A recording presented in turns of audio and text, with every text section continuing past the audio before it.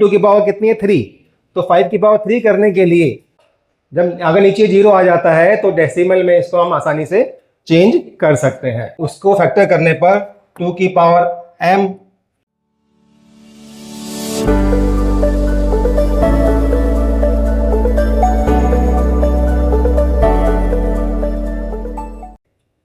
एक rational number है, इसको बिना डिवाइड करे हमें डेसिमल में लेकर आना है।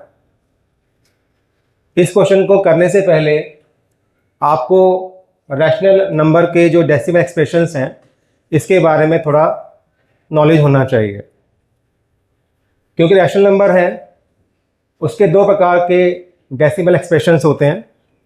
अगर 3 को 40 डिवाइड करेंगे तो या तो पूरा पूरा डिवाइड हो जाएगा आपका, अगर पॉइंट में आता है डेसिमल में आता है तो उसका जो डेसिमल एक्सप्रेशन है या तो होगा टर्मिनेटिंग, कोई पर्टिकुलर आपका आंसर आ जाएगा, या दूसरा होता है non terminating but repeating, repeat होंगे।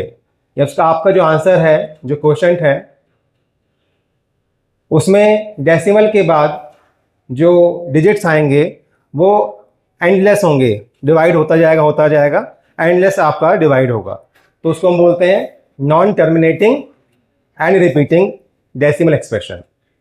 तो आप देख रहे हैं कि ऊपर वाले पार्ट को हम बोलते हैं न्यूमरेटर और नीचे वाले को बोलते हैं डिनोमिनेटर बोलते हैं। अगर डिनोमिनेटर जो है उसके हम फैक्टर करते हैं, फैक्टर करने पर हमें सिर्फ 2 और 5 के फैक्टर मिलते हैं, कोई और फैक्टर नहीं मिलता, तो गिवन रैशनल नंबर होगा टर्मिनेटिंग होगा। कैसा होगा? टर्मिनेटिंग। तो अब यहाँ पर 40 है, अगर 40 के फैक्टर देखें तो हमारे पास आएंगे 2 इंटू 2 इंटू 5। तो यहाँ पर 2 के और 5 के फैक्टर्स हैं हमारे पास। अगर 2 और 5 के फैक्टर्स होते हैं तो इसको हम, इस रैशनल नंबर को हम अगर इसका डेसिमल एक्सप्रेशन निकालें तो हम पाएंगे कि इसका डेसिमल एक्सप्रेशन कैसा होगा? टर्मिनेटिंग होगा। कैसा होगा? टर्मिनेटिंग। तो 3 अपॉन में इसको लिख सकते हैं 2 की पावर 3 और 5 की पावर 1, ये है हमारे पास। अब इसका डेसिमल एक्सप्रेशन निकालने के लिए हम 2 और 5 जो हमारे फैक्टर्स हैं हमारे, इनकी पावर को सेम करेंगे, इनकी पावर को सेम करेंगे। यहाँ पर 2 की पावर 3 है और यहाँ पर 5 की पावर 1 है, तो हमें 5 की पावर को इंक्रीज करना पड़ेगा, 5 की पावर को लाना पड़ेगा किसके बराबर? 2 की पावर के बराबर। तो यहाँ पर 2 की पावर कितनी है? 3। तो 5 की पावर 3 करने के लिए हमें क्या करना होगा? हमें इस एक्सप्रेशन को 5 की पावर 2 से मल्टीप्लाई और 5 की पावर 2 से डिवाइड करना होगा। सही है? तो अब देखिए क्या आ गया हमारा, 3 की पावर 3 इंटू में 5 की पावर 2 कितना होगा? 25। ये हो गया 2 की पावर 3 इंटू में 5 की पावर 3, ये हमारे पास आ गया।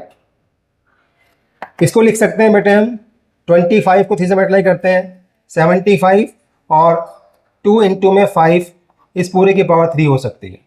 ठीक है, लॉ ऑफ इंडिसेस हम यूज करते हैं। हमने पढ़ा हुआ है कि a इंटू बी की पावर 3 हो और a इंटू बी की पावर 3 हो तो क्या होगा? a की पावर 3 इंटू में b की पावर 3।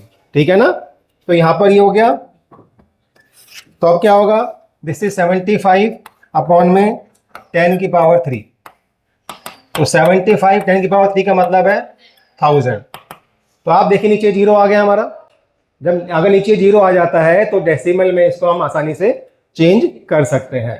तो जितने जीरोस हैं उतने आपको राइट से डिजिट छोड़ने होंगे। यहाँ पर 2 डिजिट है तो हमें 3 डिजिट से पहले हमें डेसिमल लगाना है, तो यहाँ पर हमें 1 0 और फालतू लगाना पड़ेगा। तो क्योंकि कोई भी नंबर होता है उससे पहले 0 जो होता है मीनिंगलेस होता है, तो हम 0 लगा सकते हैं, बाद में नहीं लगा सकते 0, बाद में लगाएंगे तो नंबर ही चेंज हो जाएगा हमारा। तो ये क्या हो जाएगा? इसको लिख सकते हैं 0 7 5। अब 3 डिजिट हो गए हमारे, 3 0 हैं तो 3 डिजिट से पहले डेसिमल आना चाहिए, तो 570.0, तो इसका आंसर होगा 0.075। तो इस प्रकार से हमने एक रैशनल नंबर को बिना डिवाइड करे डेसिमल में चेंज किया। तो इसमें इंपॉर्टेंट बात यह है कि जो नीचे डिनोमिनेटर होता है उसको फैक्टर करने पर 2 की पावर m और 5 की पावर n, इस प्रकार का अगर हमारा फैक्टर्स हमारे हैं, ठीक है, तो जो डेसिमल एक्सपेंशन होगा वह टर्मिनेटिंग होगा और उसको बिना डिवाइड करे हम निकाल सकते हैं, क्योंकि एंड में लास्ट में हमारे पास 0 0 मिलेंगे। 0 0 मिला तो उसको आसानी से डेसिमल में चेंज कर सकते हैं।